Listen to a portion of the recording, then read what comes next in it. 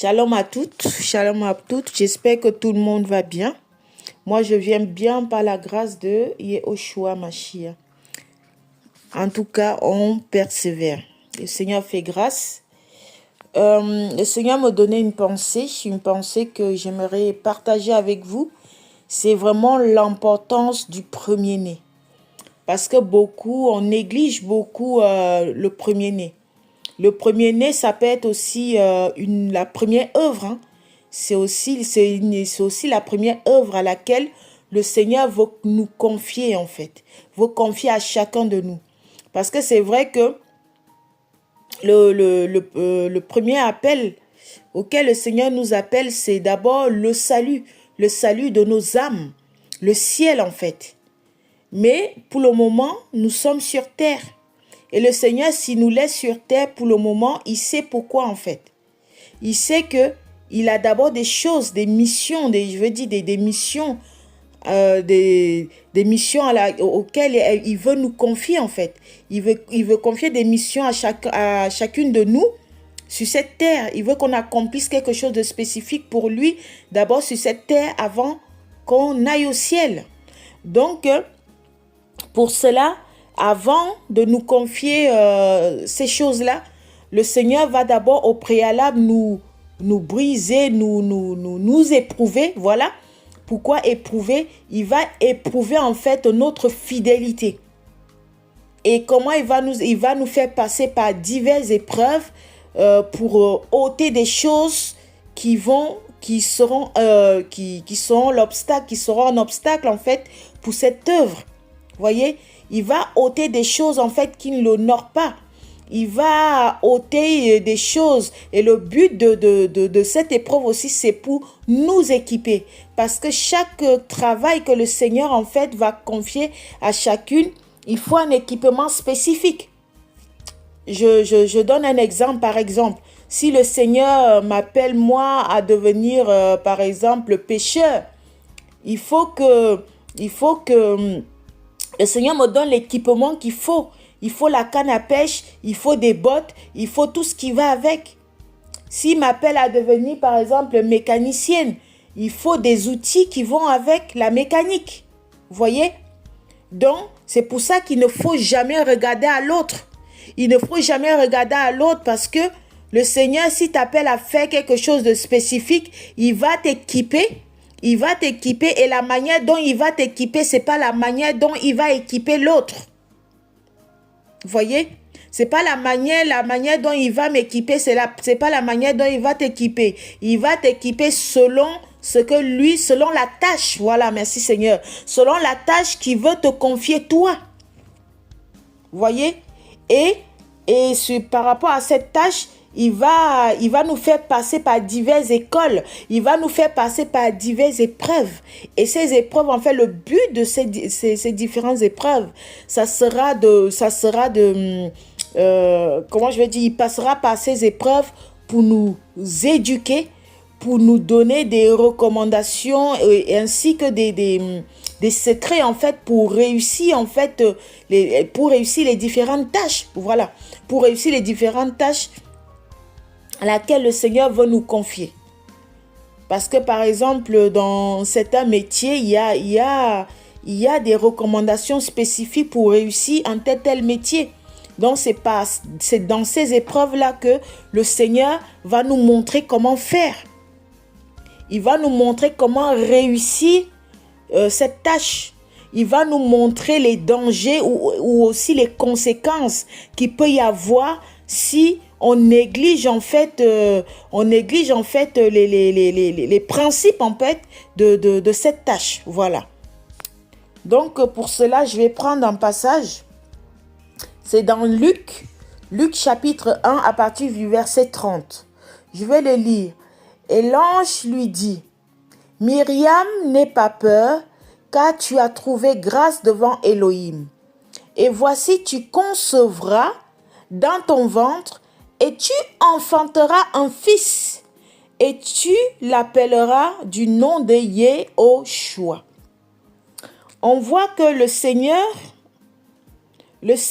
avait donné des prophéties, hein, des prophéties, il y a le prophète Isaïe, il y a beaucoup de prophètes qui ont pu prophétiser que Yahweh voulait accomplir quelque chose dans ces temps-là. Et ce qu'il voulait accomplir en fait, c'était de sauver les hommes, par la croix. Ils ont prophétisé cela.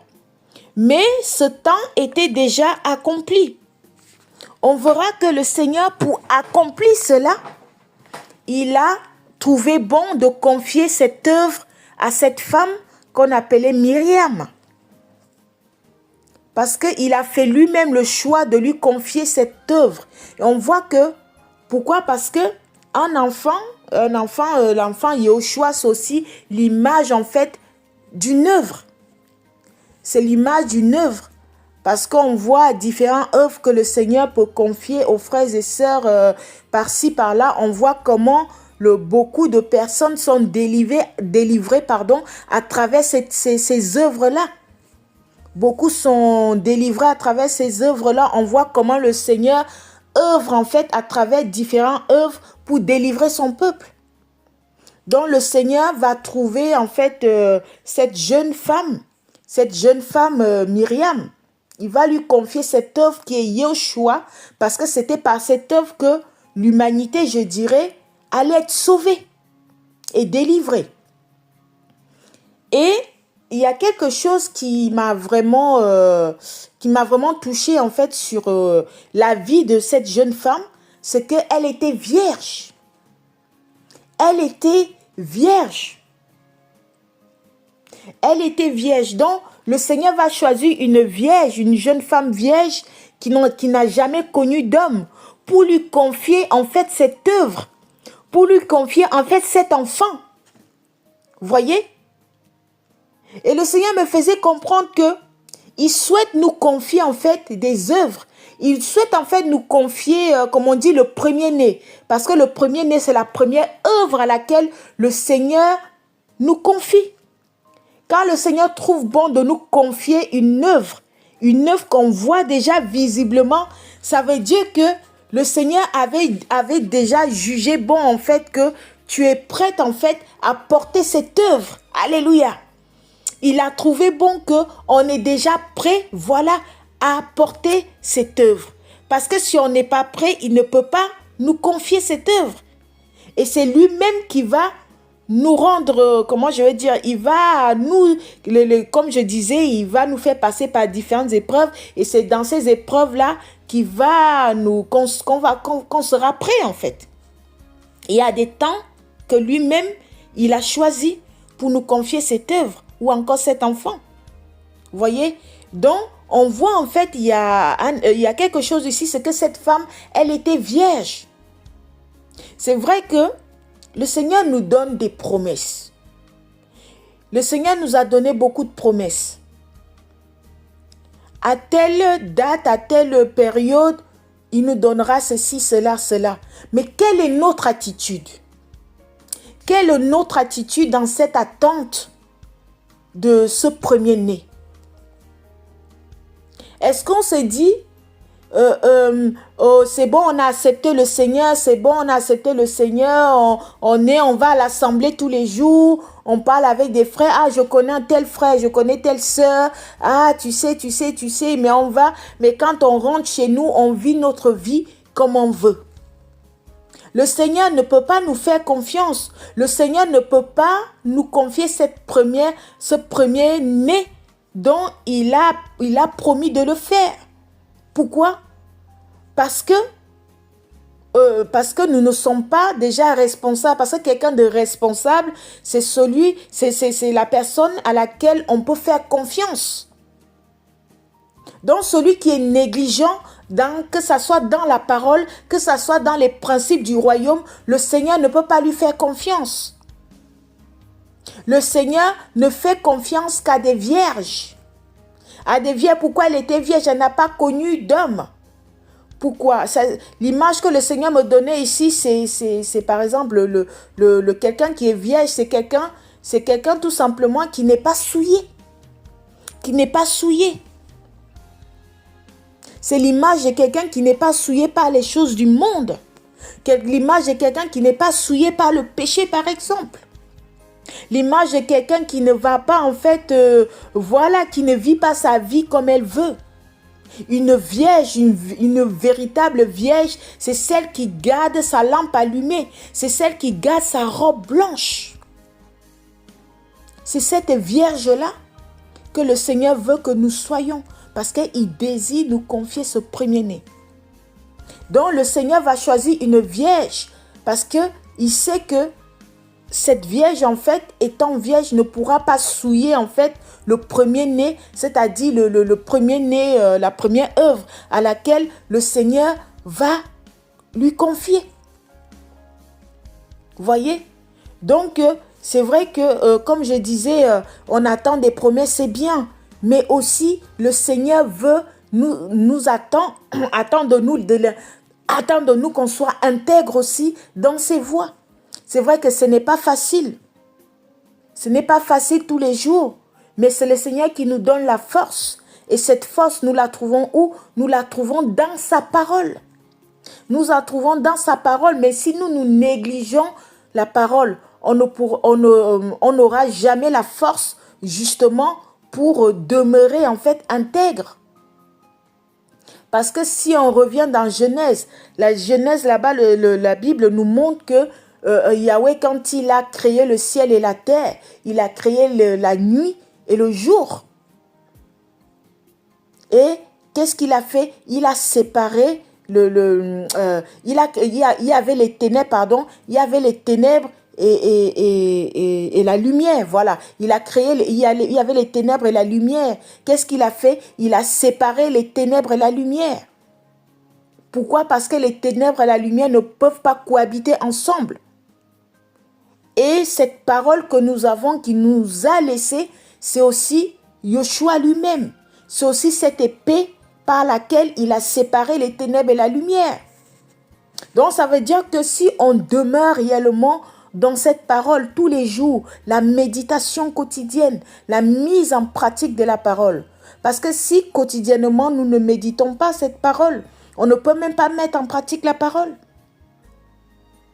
On ne peut pas mettre en pratique la parole. Parce que cette parole, elle est terrible. Quand on s'éloigne un petit peu, on peut devenir même païen sans s'en rendre compte. Donc c'est cette parole, en fait, c'est je dirais, la persévérance vraiment dans cette parole qui permet qu'on reste intègre dans les voies de Yahweh. Donc, le Seigneur, il va choisir cette femme, cette jeune femme, parce que pourquoi? Elle était vierge. Elle était vierge.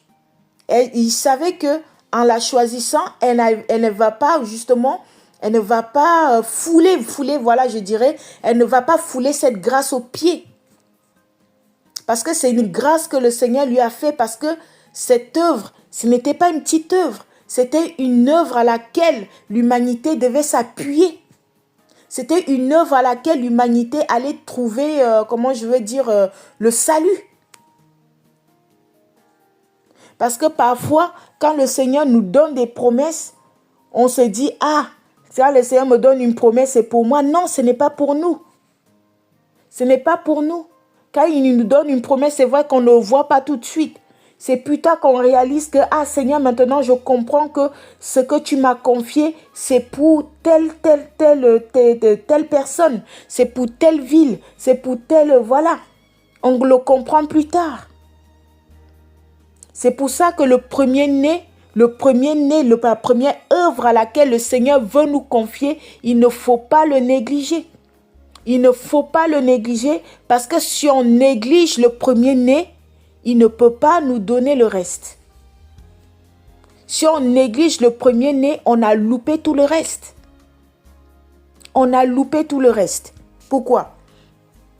On va prendre un autre passage.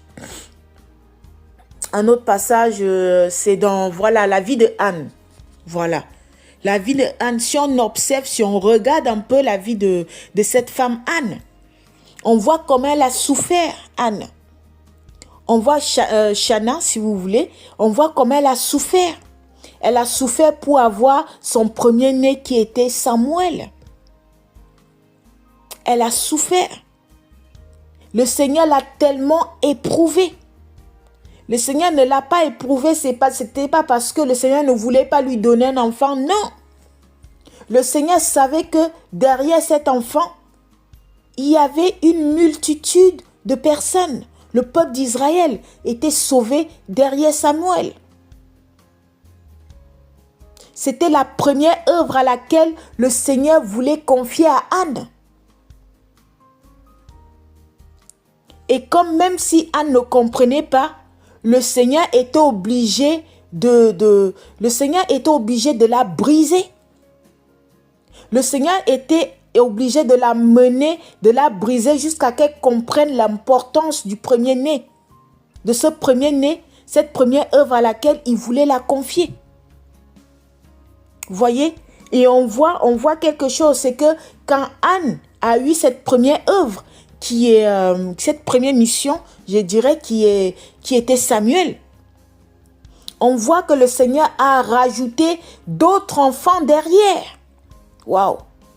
Le Seigneur lui a rajouté d'autres enfants derrière. Ça veut dire que comme elle avait réussi la première, le Seigneur ne pouvait que rajouter. Ça veut dire que si déjà on loupe la première, le Seigneur ne peut pas rajouter.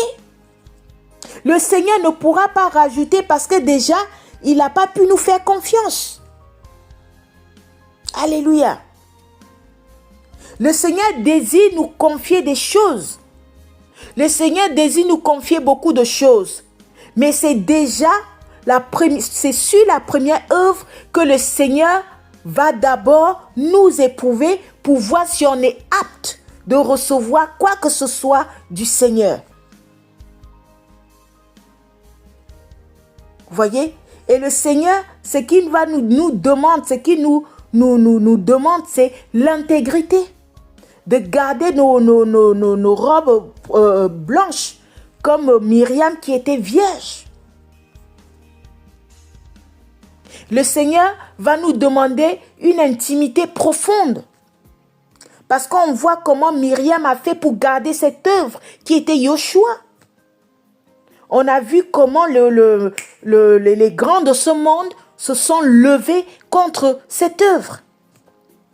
Les grands de ce monde se sont levés, on a vu au temps d'Hérode.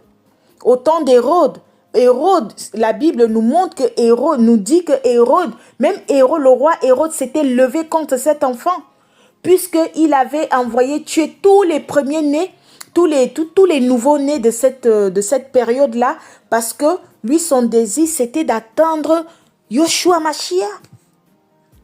Et qu'est-ce qui a fait en sorte que Myriam et Yosef, son époux, puissent garder cette première œuvre à laquelle Yahweh leur a confié? C'est parce qu'ils avaient cette intimité avec le Seigneur. Parce que quand Hérode s'était levé pour tuer l'enfant, l'ange de Yahweh, c'est-à-dire Yahweh les avait prévenus que partez de cette ville, fuyez en Égypte, partez de cette ville parce que le roi Hérode s'est levé, il veut tuer l'enfant, il veut tuer l'œuvre. Parce que Yahweh savait que si cette œuvre était tuée, si cette œuvre en fait était tuée, voilà, si cette œuvre meurt, toutes les personnes qui devaient bénéficier de cette œuvre n'allaient pas bénéficier en fait du salut, tout simplement. Donc, derrière une œuvre, derrière le premier-né à laquelle le Seigneur veut nous donner, il y a une multitude de personnes derrière. C'est pour ça que le Seigneur, avant parfois nous confier ce premier-né, de nous donner ce premier-né, justement, le Seigneur va au préalable, en fait, il va prendre du temps. Voilà, il va prendre du temps. Il sait quand est-ce que cette œuvre, en fait, c'est-à-dire ce premier-né doit naître. Il le sait, il connaît les temps. Mais on voit que le Seigneur, il est vraiment parfait. Hein? Le Seigneur est vraiment parfait. C'est pour ça qu'il faut vraiment le faire confiance parce que quand il veut vraiment nous donner ce premier-né, avant l'accomplissement, connaissant les temps, voilà, les temps à laquelle cette œuvre va naître, lui, il prend toujours de l'avance. Il prend toujours de l'avance. Le Seigneur peut prendre 10 ans d'avance pour nous préparer. Il peut même prendre 20 ans d'avance pour nous préparer à recevoir ce premier-né. Pourquoi? Parce qu'il n'aime pas l'échec. Le Seigneur n'aime pas l'échec, il n'aime pas la honte. C'est pour ça qu'il va prendre du temps pour nous préparer. Et pour comprendre et pour réussir cette école à laquelle le Seigneur nous met avant de nous confier le premier-né, il faut une intimité profonde avec lui. Parce qu'il sera notre professeur, notre maître. Notre maître, c'est lui qui va c'est lui qui va nous éduquer, c'est lui qui va nous apprendre comment faire. Il va nous apprendre comment faire. Il va nous apprendre les conséquences qu'il peut y avoir si justement on néglige certaines choses. Il va nous apprendre comment garder ce premier-né quand il sera déjà là. Et quand il voit qu'on a compris comment faire. Quand il vient, il nous confie ce premier-né. Donc le Seigneur me faisait comprendre que beaucoup ne rentrent pas dans certaines choses. C'est parce qu'ils ont négligé leur premier-né d'abord. Ils ont négligé leur premier-né. Je vais prendre un autre passage. C'est dans Juge. C'est dans Juge 13 à partir du verset 3.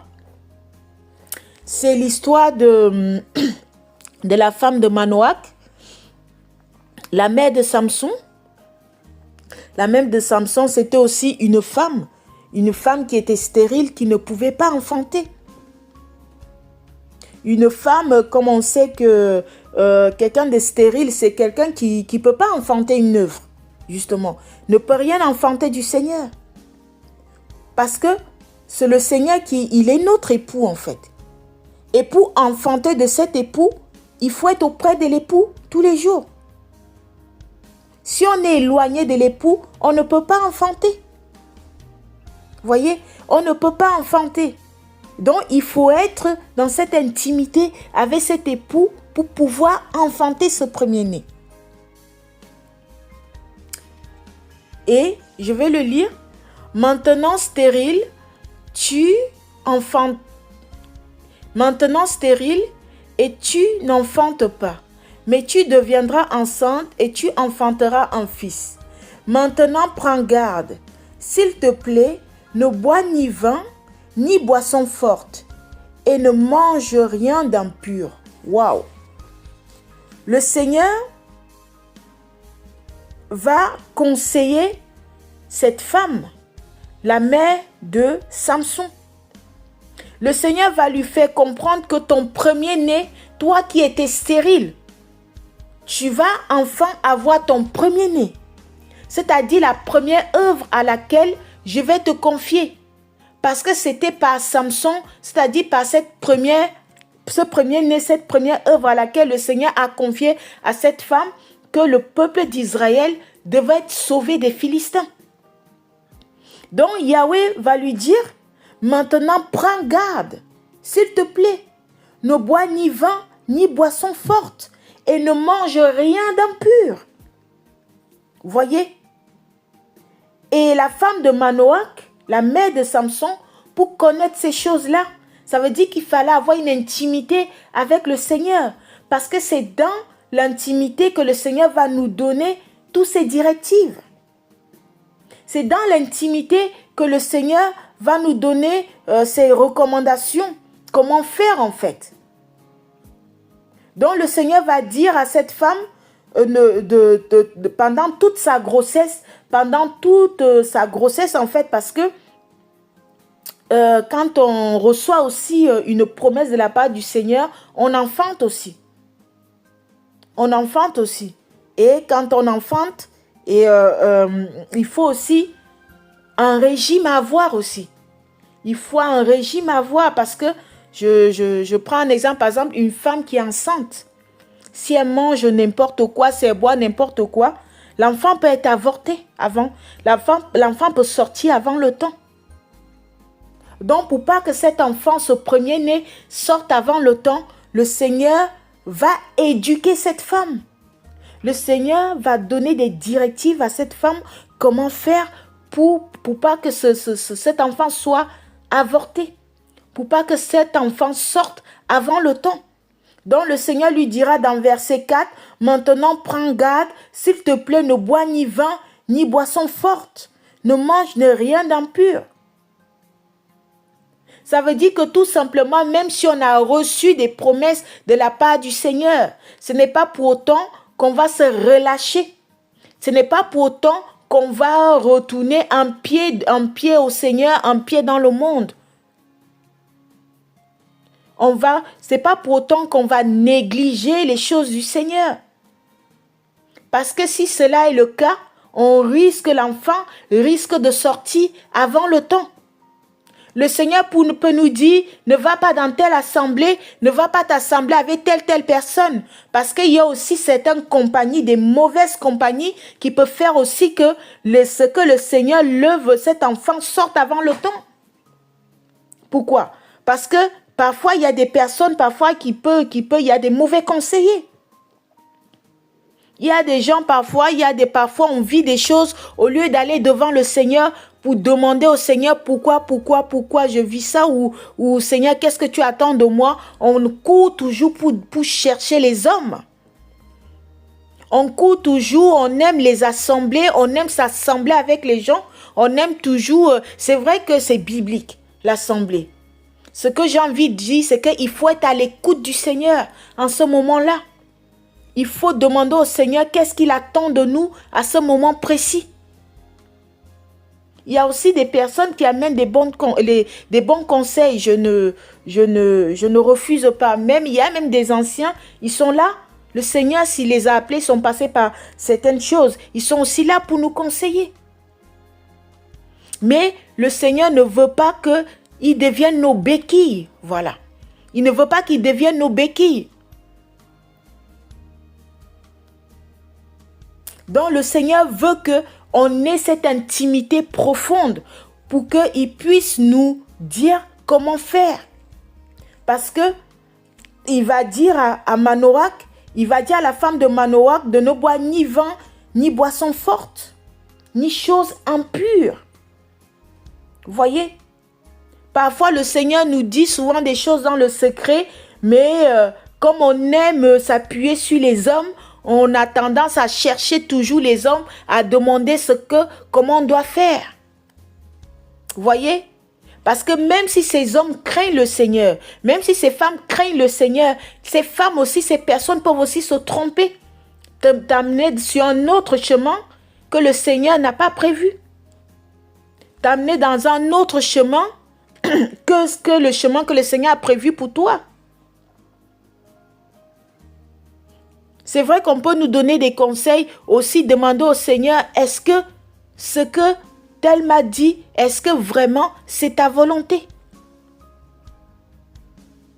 Vous voyez? Donc, le Seigneur, vraiment, sur ce passage, le Seigneur me faisait comprendre que beaucoup, sans s'en rendre compte, même inconsciemment, beaucoup négligent leur premier-né. Beaucoup négligent leur premier-né. La première œuvre à laquelle le Seigneur va leur confier. Parce que dans cette intimité, le Seigneur va nous donner une certaine consécration aussi à avoir. Parce que ce qu'il faut savoir, c'est que chacun a une consécration que le Seigneur, une consécration à laquelle le Seigneur va l'imposer. L'imposer justement pour porter ce premier-né, cette première œuvre à laquelle le Seigneur va nous confier. Il y a des sœurs que le Seigneur va demander d'enlever les mèches, par exemple. Il y a des sœurs que le Seigneur va dire, arrête, toi ne te maquille pas. Il y a des sœurs que le Seigneur va rien dire. Elles vont mettre des mèches, elles vont, voilà. Mais si nous, on n'écoute pas le Seigneur et qu'on veut faire comme les autres, bon, on risque de ne pas recevoir ce premier-né. Et parfois, comme on dit, ce n'est même pas parfois, la désobéissance coûte. La désobéissance du Seigneur, ça coûte. Ça peut même avoir l'impact dans la vie de nos enfants. Ça peut avoir de l'impact dans la vie même de nos maris. Je vous assure. C'est pour ça que le Seigneur, il nous demande vraiment vraiment de considérer vraiment considérer vraiment le premier-né à laquelle le premier-né auquel il veut nous confier. Le Seigneur veut nous confier quelque chose de spécifique. Il veut confier quelque chose de spécifique à chacun. Mais ce qu'il attend de nous, c'est de l'intégrité. Et on ne peut être intègre qu'au pied du maître. Parce que si on n'est pas au pied du maître, on ne peut pas être intègre. Ce n'est pas possible. Parce que nous sommes des hommes faibles. Nous sommes faibles. On a besoin de s'appuyer sur le Seigneur. On a besoin d'être à ses pieds, à l'écoute du maître, pour recevoir justement des directives et pour avoir de la force de vaincre le mal. Vous voyez? Donc, soyez vraiment encouragés, soyons encouragés, parce que quand j'exhorte, je m'exhorte à moi-même aussi, et ça me donne la force de persévérer encore et de continuer encore avec le Seigneur. Soyez vraiment bénis, soyez encouragés.